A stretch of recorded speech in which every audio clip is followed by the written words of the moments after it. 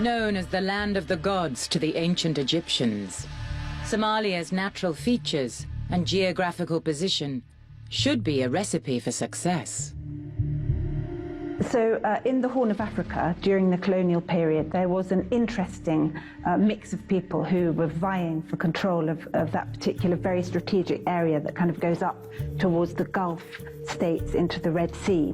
And so you had European powers, including the French, the Italians, the British, all competing for control of the territories. For years, Somalian merchants traded spices and commodities from her ports to and from the Indian subcontinent. So it's no wonder that European colonialists wanted to gain control of her ports in the rich waters of the Gulf of Aden.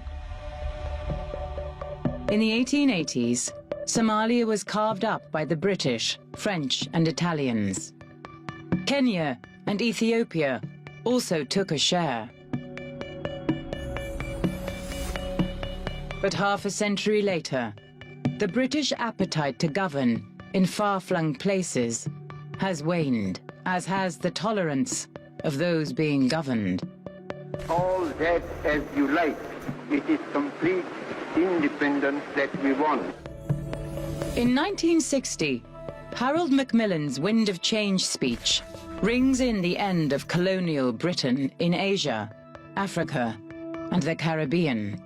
Somalia is one of 17 African nations to be given back their freedom and the right to control their own future.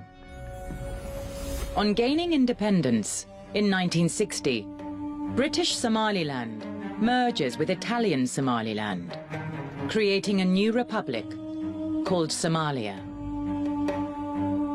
On paper, this should be a happy union.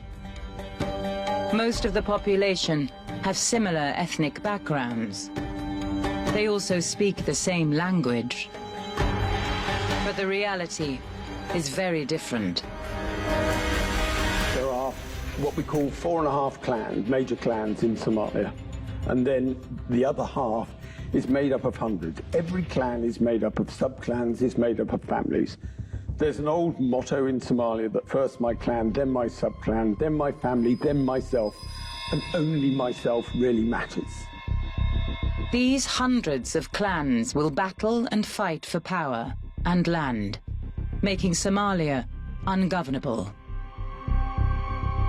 So Somalia was broken up into this very fragmented patchwork of different territories that were constantly shifting because different clans were fighting each other, becoming victorious one moment, losing territory the next. So it was immense flux. And then you look at the Americans coming into this situation, trying to initially provide some kind of humanitarian mission in terms of protecting aid convoys, and they just got dragged into a situation that they had no proper understanding of.